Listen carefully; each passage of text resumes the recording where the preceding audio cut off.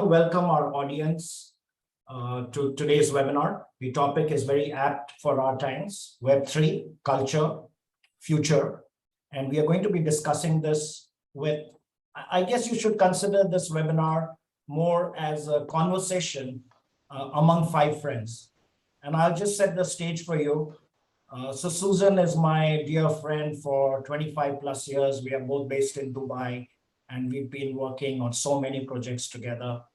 Lauren is my new best friend. I met in Valencia at the NFT show Europe, and we just hit it off. He had a presentation there, and for 45 minutes, he just spoke from his heart. No presentation, no PowerPoint slides, just straight from the heart, and we connected. And so you will hear him today. I want to go to Tirza, who's joining us from Frisco. It's a very early good morning, Tirza. And I appreciate you for always showing up, at these early hours. So appreciate that. Jonscott Turco is my digital twin, as I like to reference him. He's coming to us from London, and he was with us in Dubai just 2 days back. And I heard that he is tomorrow going to Paris and then coming back to Dubai, and then we fly together to London. So today morning, I was in a real life meeting with a business person who was actually building a metaverse for the retail industry. And he asked me, Sharad, what do you do? So I told him I initiate conversations, and then I shut up. So he was waiting for me to say something else. And after a while, he said, that's it. I said, that's it. And so I invited him for today's webinar.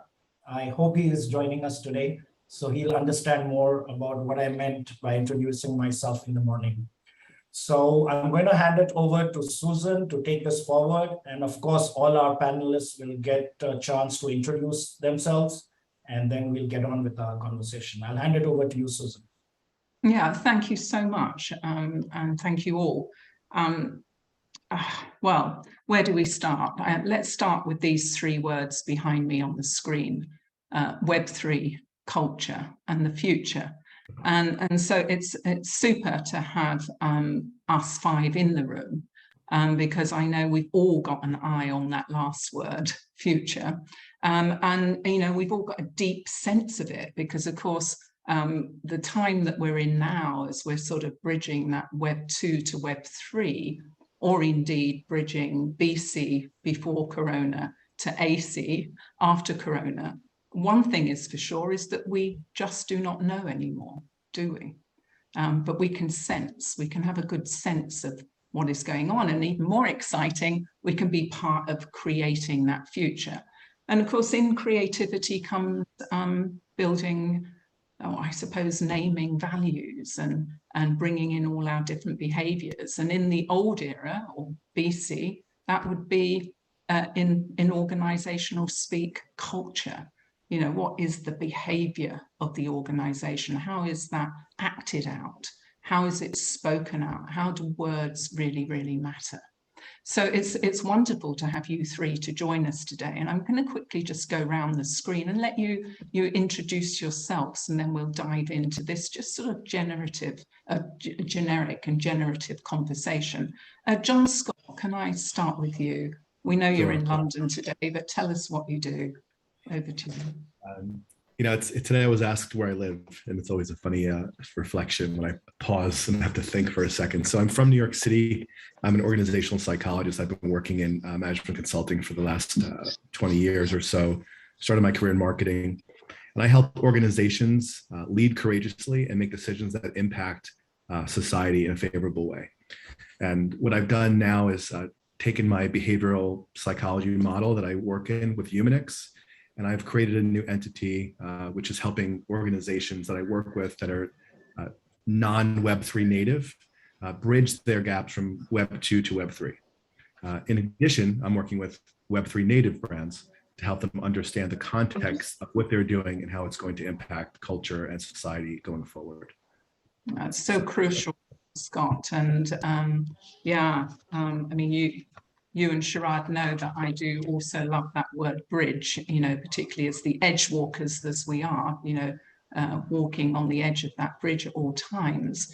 So from San Francisco then, Tirza, tell us a little bit about you, and then Laurent, the ball goes to you, my dear. Tirza.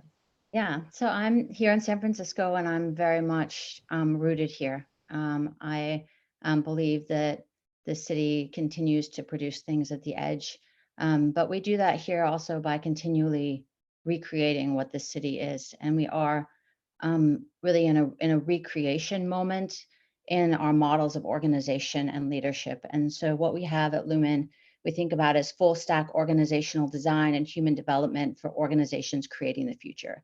So we need a whole new way of looking at how we come together in organizations, how we think about value, how we think about innovation. And at Lumen, we're really seeking to bring a comprehensive approach to all those aspects of the new organization. And I'm excited to be here with all of you. Cutting edge again, it does bring that word edge in with a capital E, doesn't it? And a capital D, and then a capital G and E. So Laurent, the nomad, where are you though when you are putting the anchor down for your work? What do you do? While I was listening to you guys, I was asking to myself, who are you? In fact, I think this question guides my entire life since I'm really young. I'm exploring life in several ways, really fascinated by innovation. I'm 49 and a serial entrepreneur since 27 years now. I advise startup since 15 years.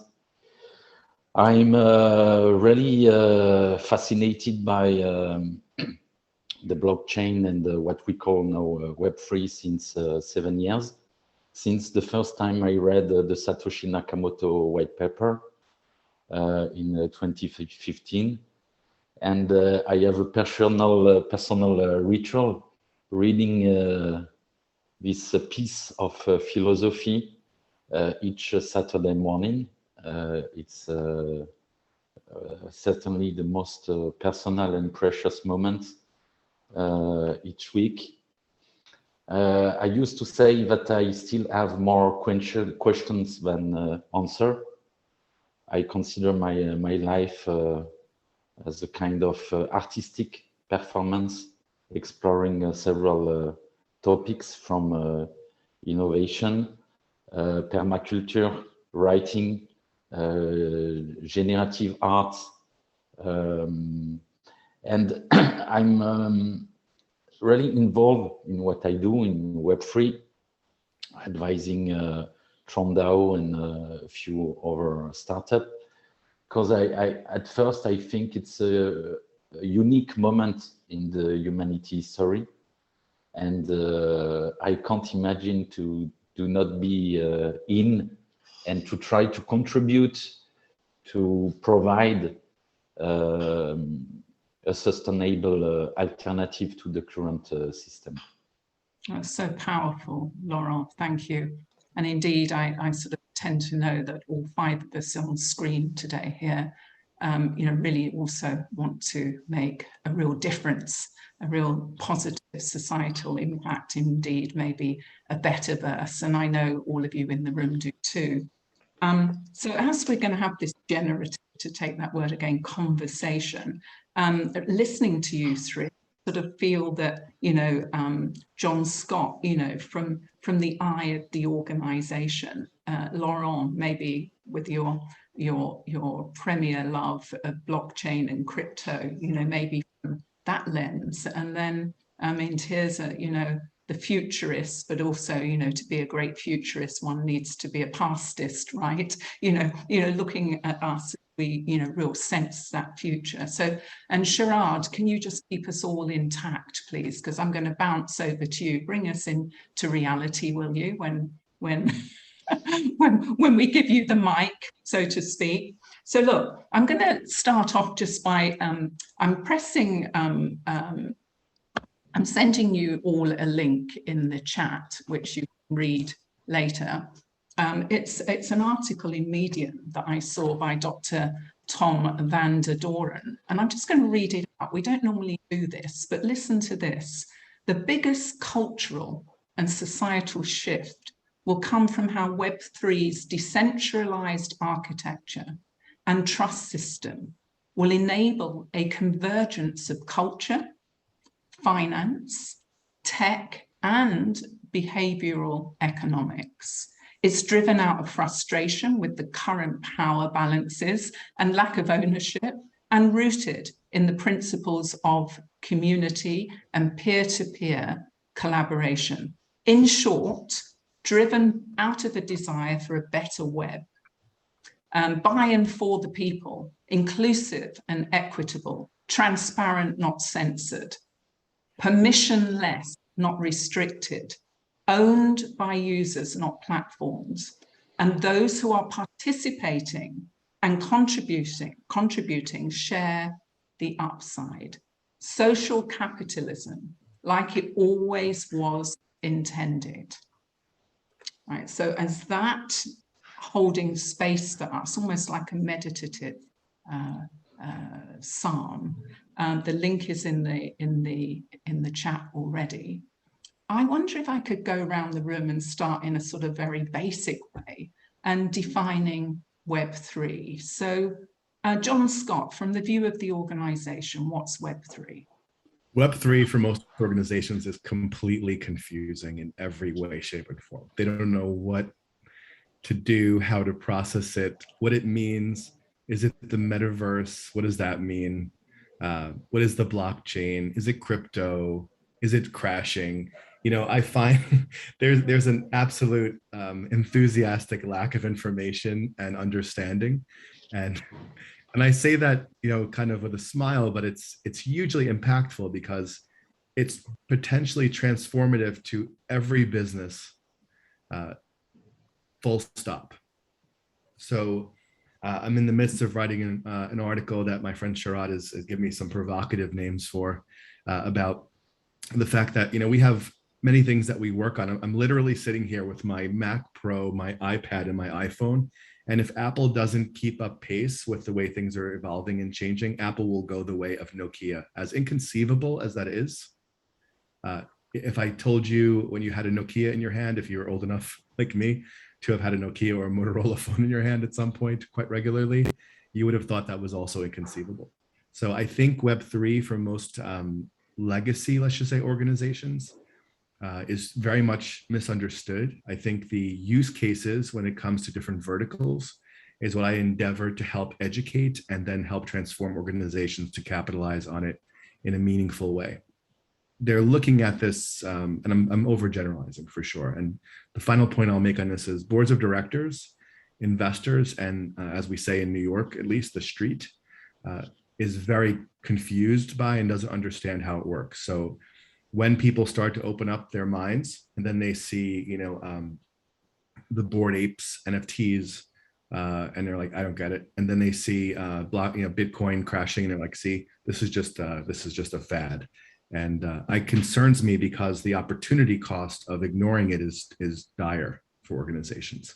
So my mission, amongst others, is to make sure that the organizations with which I partner understand the impact that will happen, whether or not they believe in it. I love to hear that when people say, I don't believe in it. I'm like, well, it's not a religion. You know, it's technology. It's technologically based. It's not a belief to have. It's going to impact you whether or not you agree to it. So that's my broad stroke on organizational understanding. Your 20 pennies worth. That was very, very, loved it. I mean, confusion, but still enthusiasm. I love that, you know, enthusiastic about the lack of understanding. Yeah, I mean, it's enthusiasm. Yeah, enthusiastic lack of understanding. I love it. So I'm going to come to the foundation of blockchain in a minute, and Laurent, to see if that can, in fact, hold us up in any way. But I mean, Tirza, then, I mean, are you seeing that now? And how do you sense the future of the definition of Web3 from the organizational lens? For me, it's more useful to think of Web3 as kind of an era. And there are a whole collection of technologies that are creating that kind of marker point of a new era. But it's really expansive what we could be including as going through this common shift. And the shift I see us really undergoing is that of dimensionality. So, and when we think about metaverse, we've added the dimensionality. We've gone from 2 dimensions to 3 dimensions. Blockchains added the dimension of time to our transactions.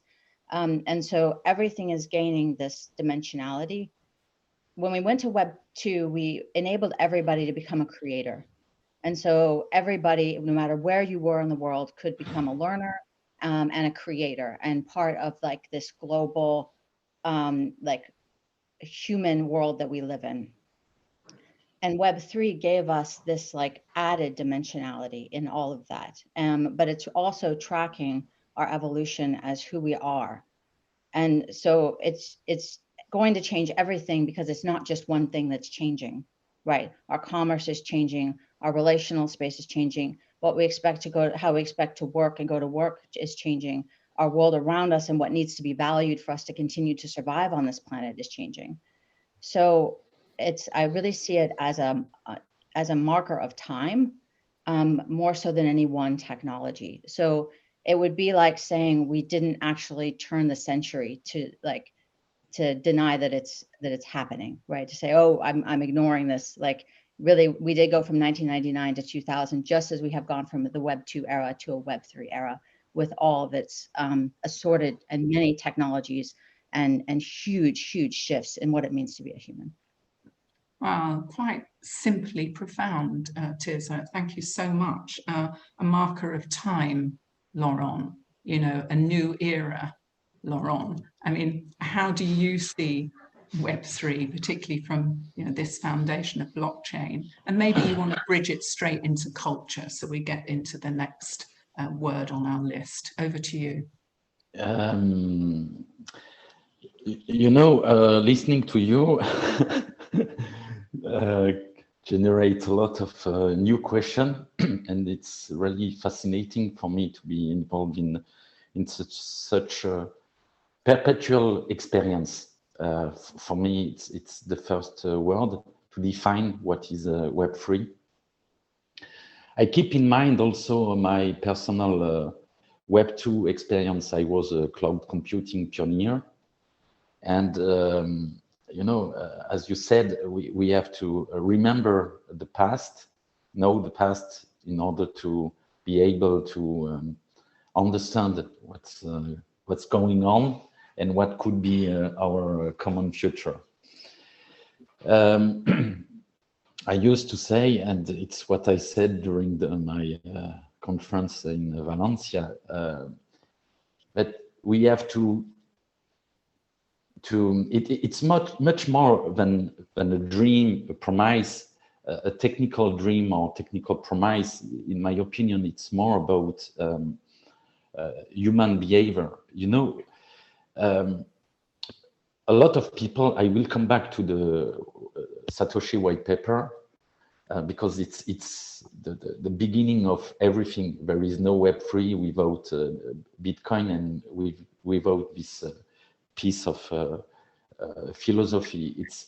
It's defining a new paradigm, and the main concept, it's not the technical innovation, it's not the financial opportunity. In my opinion, it's peer-to-peer, 1=1, and also meaning it's not just you and me, it's also us.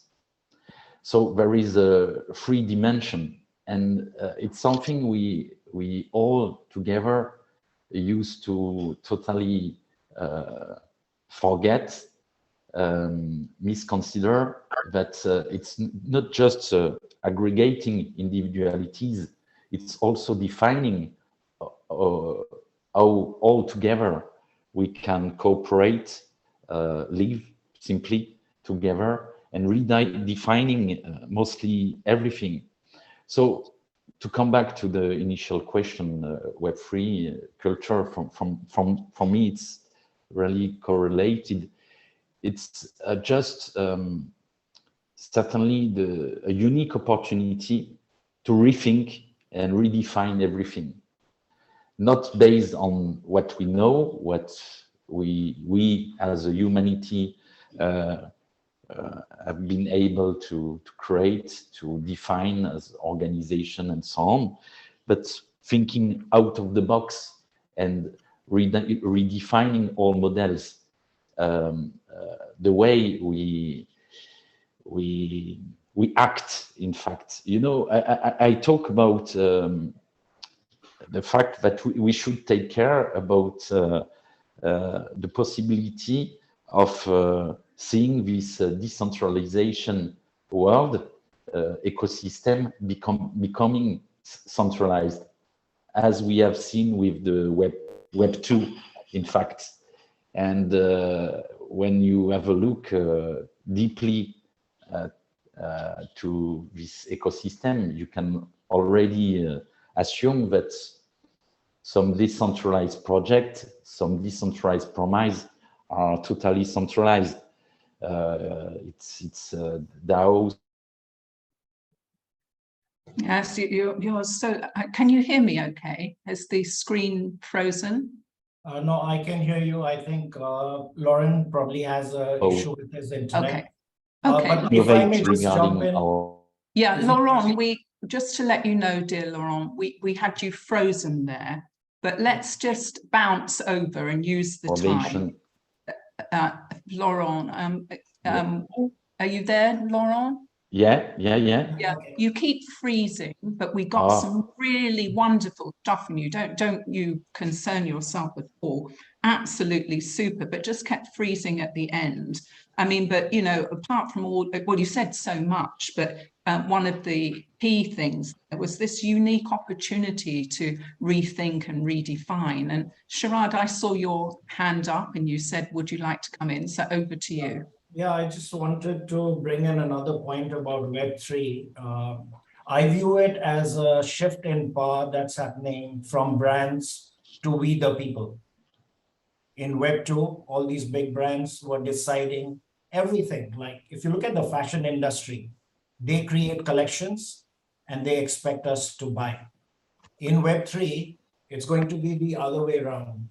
We the people will decide what we want to wear. Nike will not decide what shoes I should be wearing. I will design my own shoes and then order them. So shift in power is going to happen for the good. And the other pillar of Web3, in my opinion, is sustainability. And let's go back to that fashion industry example. Today, more than 50% of what designer brands manufacture is unsold. A lot of it is liquidated, and a lot of it goes to landfills, which is even worse for the planet. With a digital-first approach, with metaverse technologies, clients can enter these virtual stores in an immersive way, create their own avatars in less than 60 seconds. With a digital-first approach, try out digital garments, choose the colors. If they like it, they buy, and then the designers create it. So this is zero wastage, totally sustainable. So I think Web3 is going to help us, create a greener planet. And the onus is on brands to re-engineer, reinvent their business models. And it's a matter of time before all will have to fall in line. So that's what I want to... Sharad, I mean, again, that was profound. I used that phrase for Tirza earlier. I mean, you named there a real shift in culture. To me, you named a culture shift from inside the organization, but the culture shift coming from outside the organization, from the customers, from the community, from the collaborators. Jonscott, how can you lead us into here? How would you define culture, and do you see this inside out shift? It's interesting. It's a great. I agree. Sharad's comment was spot on, and I think what Web3 is offering, and I'm pausing here purposefully because it's very contextual, right? It's very contextual to each of us. It's very contextual to different verticals, different businesses, And I can speak about like Kiyosar's Metamall or the team at Musician and like what they're doing in terms of a cultural impact of Web3 and metaverse technologies as it relates to customer relationships and creators. Laurent said something earlier which was really interesting about how decentralized is evolving into centralized, and I think there's a natural progression of those type of evolutions technologically and just in society. I think when we look at this culturally, we have to think about how it impacts our thinking, how it impacts how we feel, and how it impacts what we do each day. And I think these cultural touch points are opportunities for all of us to connect and to make a positive difference. And again, to your point, there's a collective I have found in the community with all of you, I'm sure, and with many others, where we're trying to say, how can we better impact our planet? How can we lessen the detrimental impacts of our planet? And my friend Janelle in Canada was another, her Venus Verse is doing some wonderful work and the Venus Project there. So it's all about how can we really take a hard look at our impacts, right? And I think when we reflect on the cultural touch points, how we think about things, how we feel about things, and what we do, I think that that's giving us license to really say, okay, let's imagine what this can be. There's no constraints, right? And I think this is one of the gifts of this technology and this community, frankly. And I think if we think without constraints, if we think about improving how we work, live, and be in the world, I think we're starting from a good place, from an ethos of a good place. And I'm curious, just to kick it over to Laurent or to Tirza, what's your take on it as well? Sorry, Susan, I should have kicked it back to you. I'm just passing it around. Perfect. No, this is perfect. Tirza, take it away. Thank you, Jonscott. Yeah, we're at such a moment where there's all these dynamics. One that's pointing toward many dynamics pointing toward decentralization, individuation, freedom, and yet all of these technologies also create these strong winner-take-all dynamics that have the opportunity to completely override our intention. We've already optimized our AI primarily to steal our focus, and we can easily optimize our way out of a beneficial quality of life and actually the human creation we really came to this planet to do. And set up fascist systems that can completely control human expression, and that can happen almost just as quickly as human flourishing happens in this time. And so it is incumbent upon us to really take a really long view of things and realize that we are at this moment really setting in place dynamics that we will have to choose paths, because the nature of our technologies bifurcates things into deeply centralized or deeply decentralized, and we will need to choose which directions we want to go. And if we choose one path, that path will sustain itself for a very long time, possibly to the end of livability on the planet. So and I think as we're gaining even the dimensionality of space, I put in this same bucket of Web3 the fact that we now have just technologies that allow us to see into space and time in a whole new dimensionality, and recognize that we're really not finding other life out there, and there's probably a lot of reasons for that, not that it hasn't existed. And so it's just such a incredible moment for us all, and there is this incredible responsibility and opportunity for us to step into what kind of creators are we. And what are we choosing to create on this planet together? Great. Yeah, I really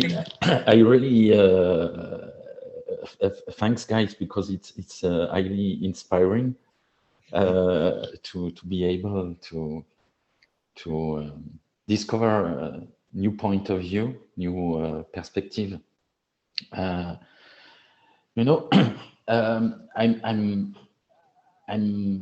often totally surprised by the fact that we are still comparing projects, layer ones, and so on, just based on usual metrics, you know, market cap, transaction per second, and so on, and not considering the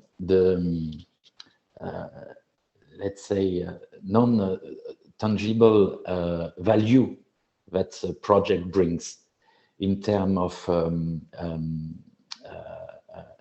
new philosophy, new paradigm.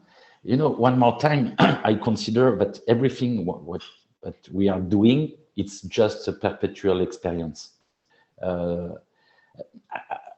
I can think about it constantly. I don't know what is Web3, what it will deliver, what it will be at the end, because I think it will, and it will ever be a perpetual experience. If we consider that we take part in a unique moment in the humanity story, by design and by default, it changed our behavior. And starting to change our behavior, starting to renounce to our, let's say, common habits and way of thinking, then we can try to redefine everything. You know, we talk about decentralized autonomous organization. A lot of people are explaining what it is, but most of them totally ignore that the first DAO, it's Bitcoin.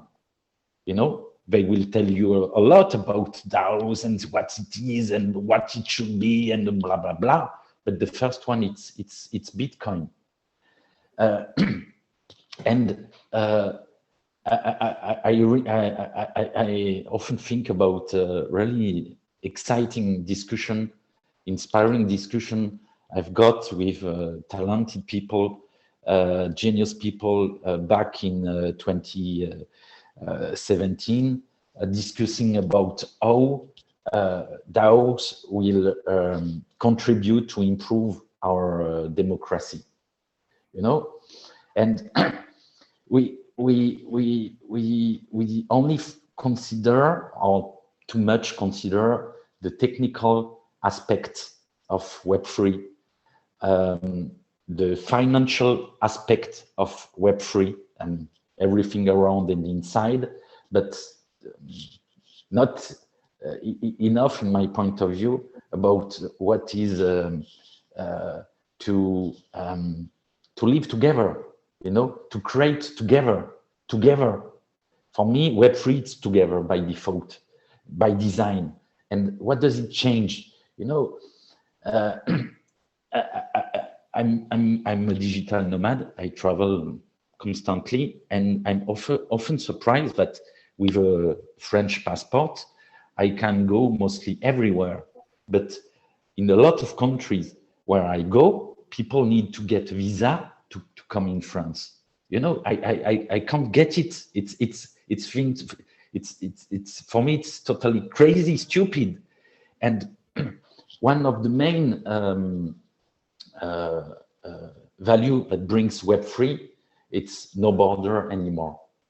1 = 1, peer to peer. It's not just a speech when we talk about inclusivity.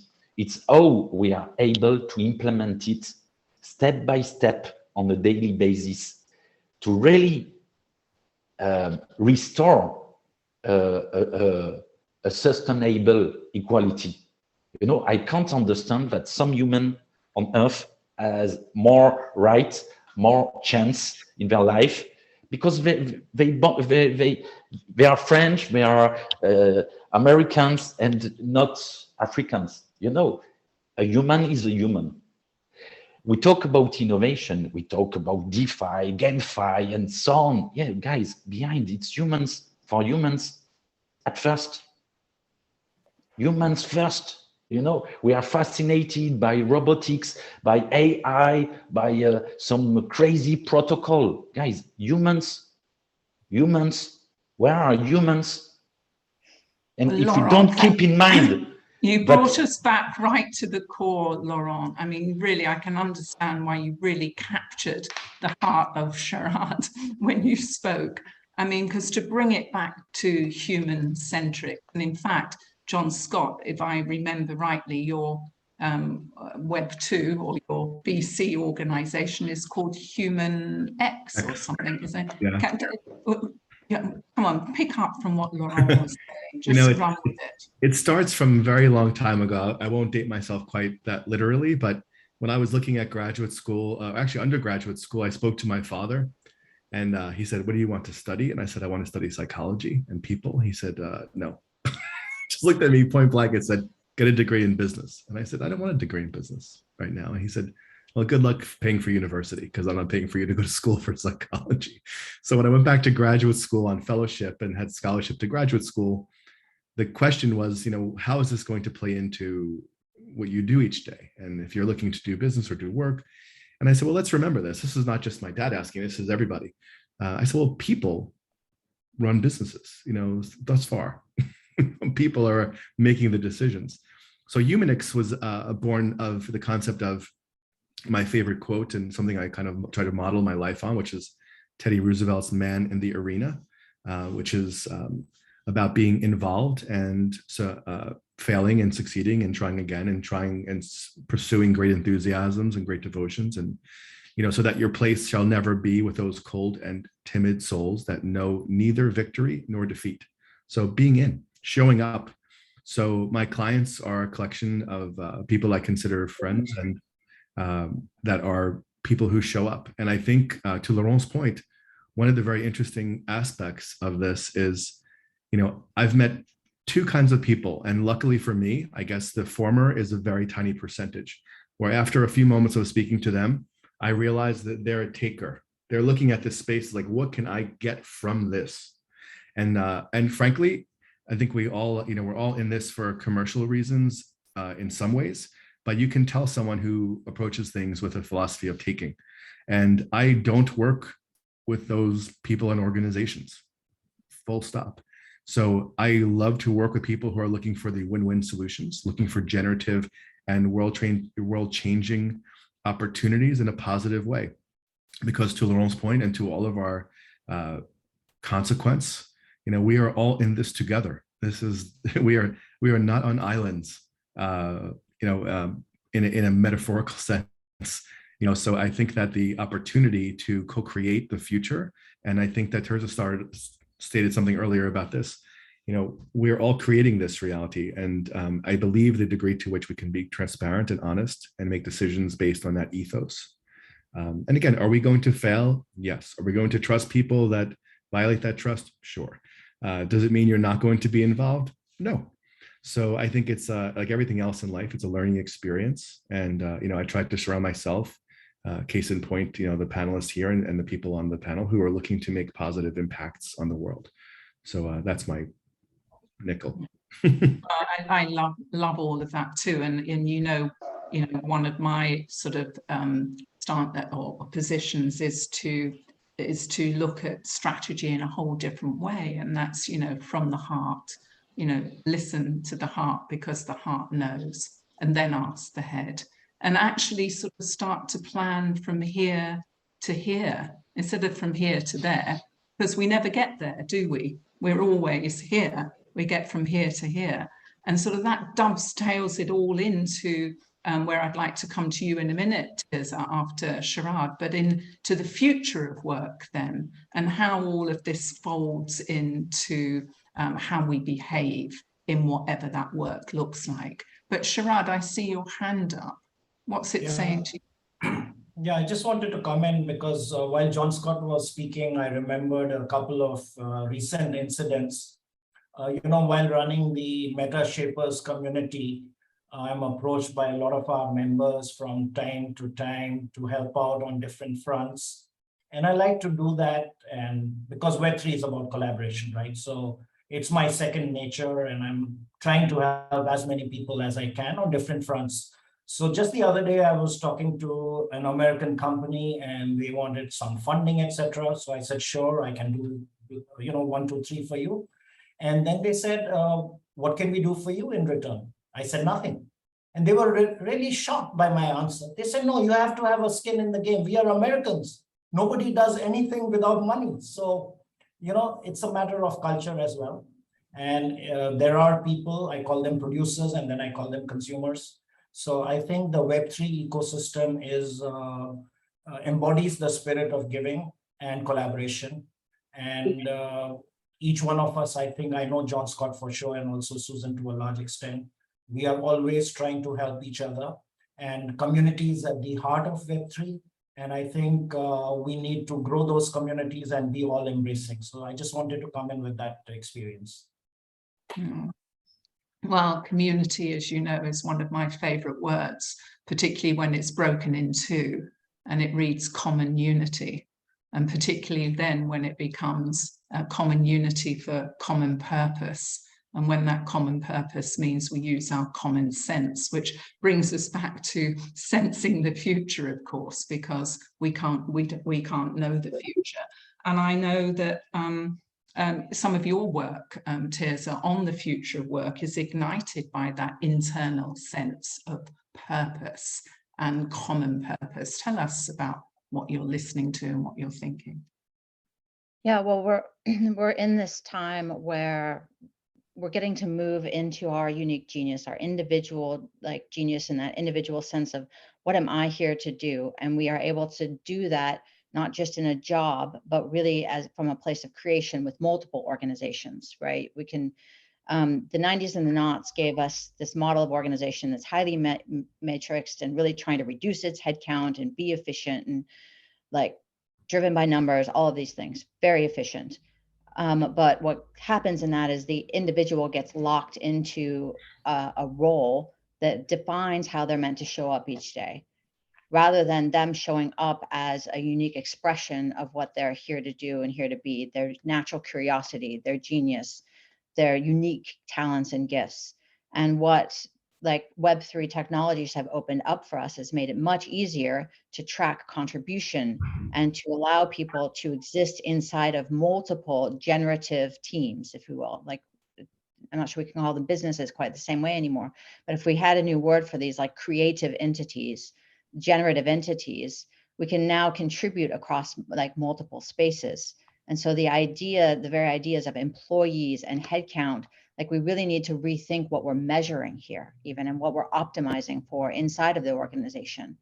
And all of that provides this incredible opportunity to rethink, what are we optimizing for? What are we really creating? And how do we develop individuals and teams that have the capacity to do this? And so that's really where my personal focus right now is how do we develop leaders that can tap into what are we here to create together? What's what really wants to be solved in this space? What am I dedicated to? What do I bring to that? And how can I come together with people who share my vision? And then DAOs and all of these things provide us ways of managing and sharing value and organizing ourselves in new ways. And I'll turn that over to Jonscott. Thanks, Tirza. It's so funny when you hear your silent thoughts spoken out loud, like you just from me, what you were just saying.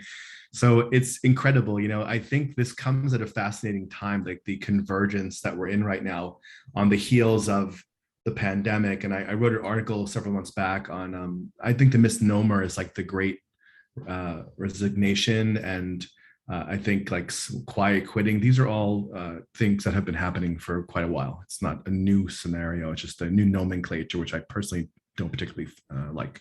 So I wrote an article called "It's not the Great Resignation, it's the Great Why." Right. So when I work with my clients for many years, this is not a new phenomenon.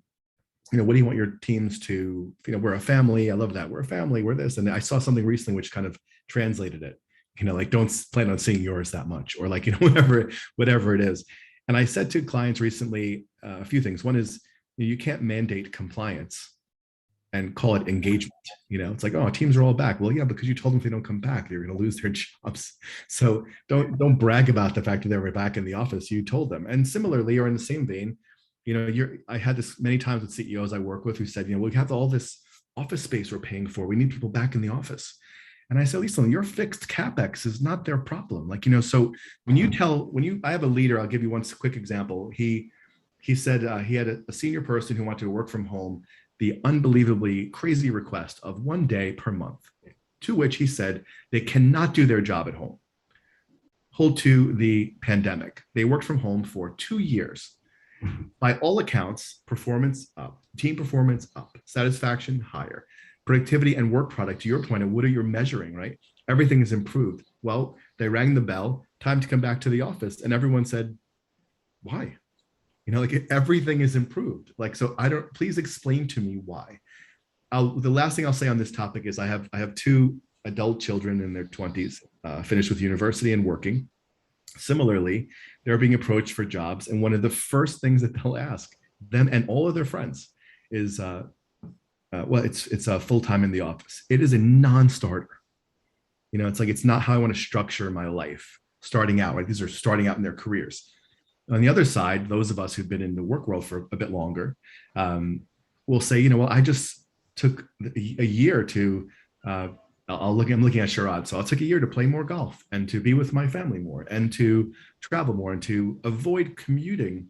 You know, in New York City, where I'm from, a full work week of commuting, if you're lucky, is an hour each way per day.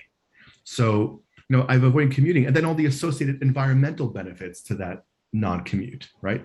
So you're asking fantastic questions that organizations have to answer, or, and I promise this is the last thing I'll say, in the Pareto rule of the 20-80, the 20% of your customers, 20% of your people doing 80% of the results, you're going to lose a key percentage points or 2 of that 20, which is going to decimate your culture and your performance. And I see it happening. Unfortunately, I get the calls, yeah, we need to talk again. We didn't listen to you. We have to have a conversation. It's crisis instead of foresight, right? So I'm curious, I'll pass it over to Susan to redirect. Thank you so much. I'm going to come to you, Laurent, because, you know, in what you said there, particularly about, you know, the new measures was something that you touched on before, Laurent, about, you know, are we really just always looking at return on investment? But of course, what's coming to me here is something else that I like to talk about when we're listening to the heart, and that's the polarity journey from being a fearful leader to being a fearless leader. And one of the observations I've found is that the fearless leader appreciates and recognizes that acts of love and kindness evoke acts of love and kindness in others.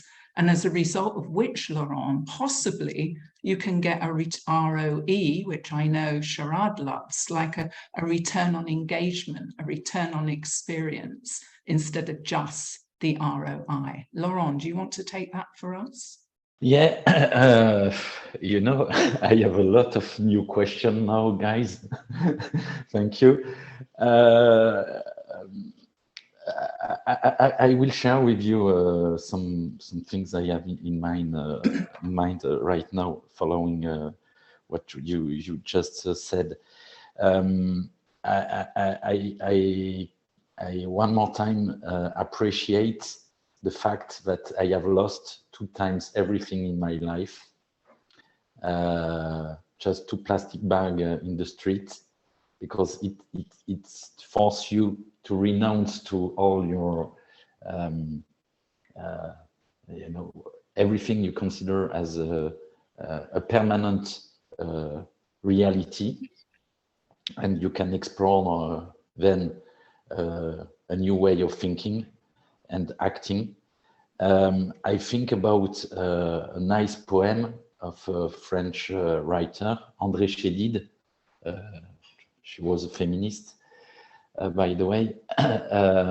The poem in French is Oublie ton nom, forget your name. I invite you to discover this poem. And, you know, I say it again and again, and I think I will continue till I'm in and alive.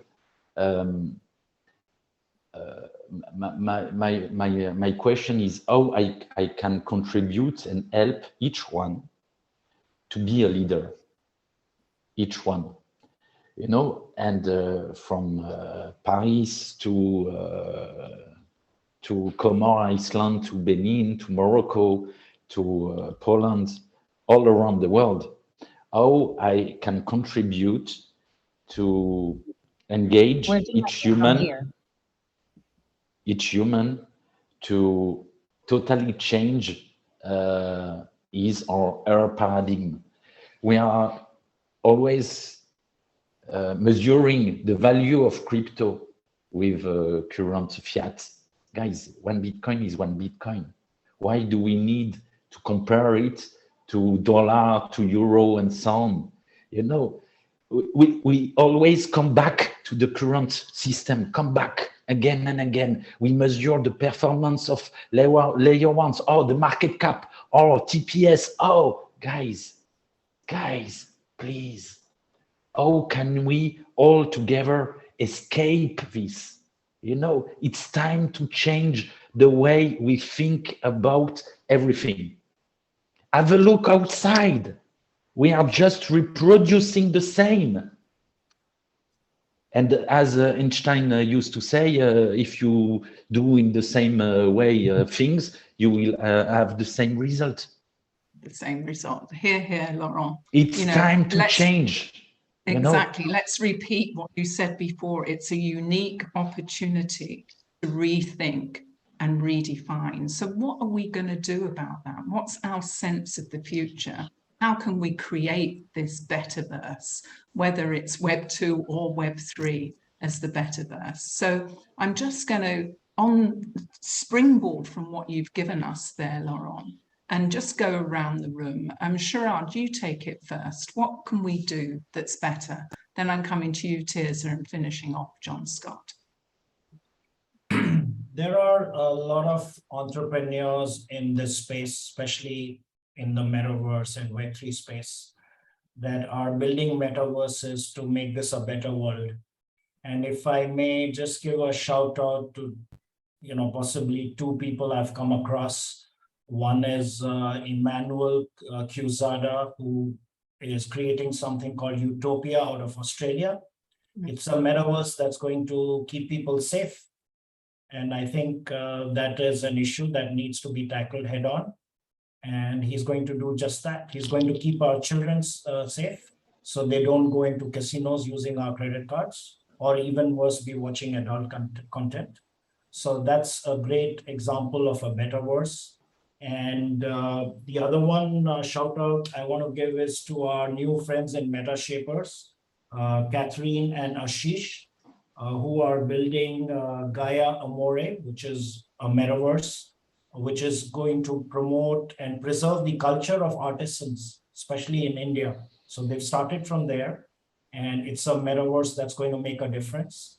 And hats off to such metapreneurs who are working day in, day out to create a better world for all of us. I yield the rest of my time to Laurent, because I know he wanted to say more in the last segment. So I give balance of my time to Laurent. Bless you. Do you want to take it now, Laurent, and then we'll go over to your colleagues? No, Jonscott or Tirza, please. Tirza, okay, over to you. Bless you, Laurent. Thank you. I just saw an article this morning that pointed in the direction that there are many, many more people, at least in the US, who want climate-focused legislation than people actually think want that. And so my sense is that there's actually far more of us who are ready to make different choices and ready to step into different values and serving different metrics. And so the real invitation is come together more, believe that this is already happening more, and find the people who are working toward it. Because I really think that there's more of us committed to creating something new, but the people who are benefiting from what is old are have a lot of voice in the room. And so I think what I'm committed to is to find places where we can convene, come together, where people can see each other and problem solve together. But then at the personal level, what if what you're creating now matters? What if what you're creating now matters for people 5,000 years in the future? And really thinking forward long term of, is this something I want to see expand and continue to grow? And does this benefit people 5,000 years from now? and really align yourself with like a long view, that there are far more people in front of us than there have been behind us.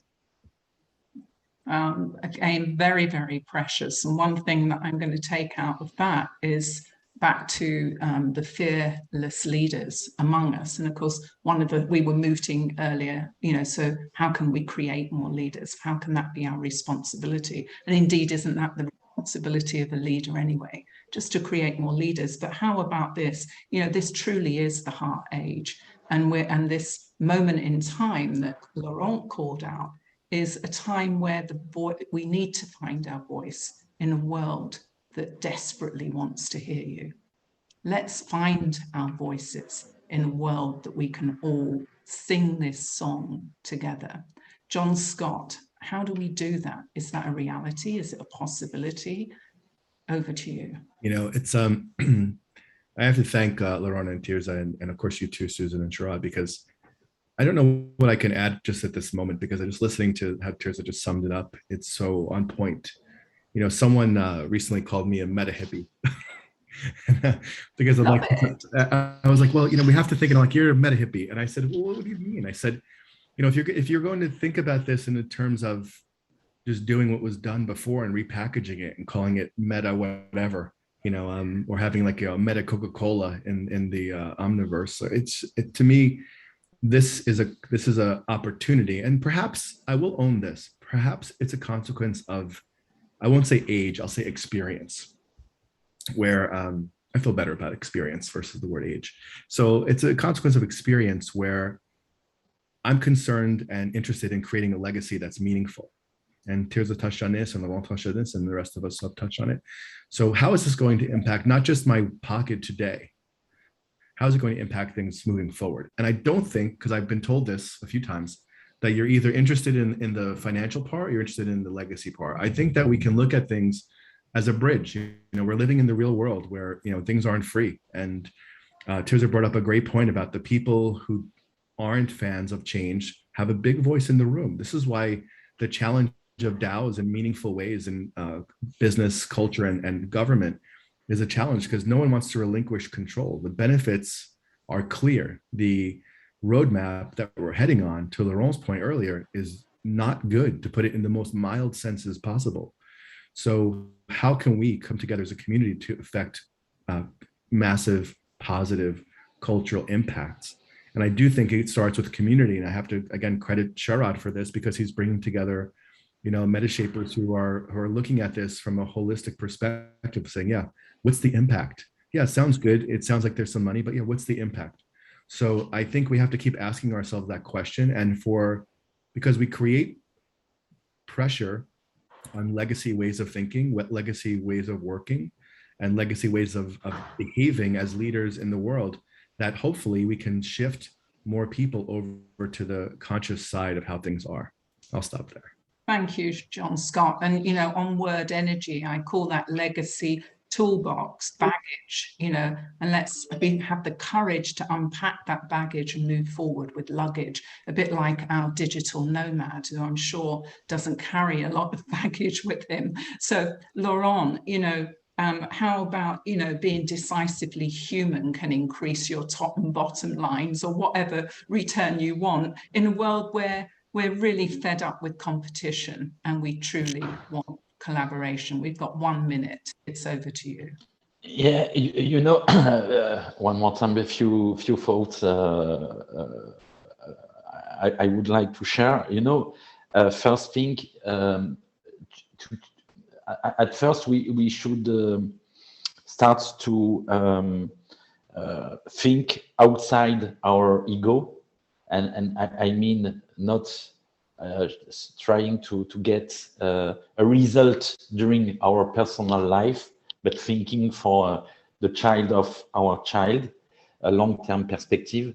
If you read correctly the Satoshi Nakamoto white paper, you will understand that the real moment, Bitcoin moment, will be when all Bitcoin have been created, I mean, in 2142 or 2143. And a lot of people can spend a lot of time to explain when it will be the real moment for Bitcoin. Guys, no. It's still under gestation till the last Bitcoin is live. Think about it, you know, the rest it's just blah, blah, blah. The second thing I would like to share, we have to change our semantic when we talk about, you know, the next Ethereum killer, competition and so on. It's the same. It's let's switch from competition to collaboration. The future of Web3 will be multi-chain, and as an end user, you know, I use several blockchain. I don't care about this. I hope. Oh. We can hear you, Laurent. Okay, sorry. I thought it was frozen. You know, we don't care about this competition. We want something that brings long-term value and not only a financial value or technical value. You know, it's at first, in my opinion, all about human behavior and really giving a chance to each one, everyone, everywhere. And not just as a promise and saying we will bank the unbanked people since years, and they are still in the same situation. Amazing. Thank you, Laurent. It's past 60 minutes. I just, you know, wish this conversation would go on and on and on, because truly we are all loving it. How about a proposal? We reassemble another time and carry this conversation forward, because I'm sure we have a lot to talk about. So I'll reach out to all my panelists one more time, and we will get together and to be continued, basically. And it's time for me to thank our audience for investing their time with us. And on a housekeeping note, we have 2 other exciting webinars coming up. One is on 26th of October. It's about building community in Web3. And one on 28th, where we are talking about building real economies in the virtual world. And I hope the virtual world will help solve some of the real world problems. But we'll debate that another time. So thank you, Susan, for being the co-host. Thank you, Jonscott. Thank you, Tirza, and Laurent, my friend, for being here. Thanks to you guys. Yeah, and we will continue this conversation, like I said. So stay safe, be good, and see you on the other side. Thanks, Bye, everybody. Thanks. Bye-bye. God See you. bless. Thank you. Thank you so much. Bye. Thanks to you. Bye.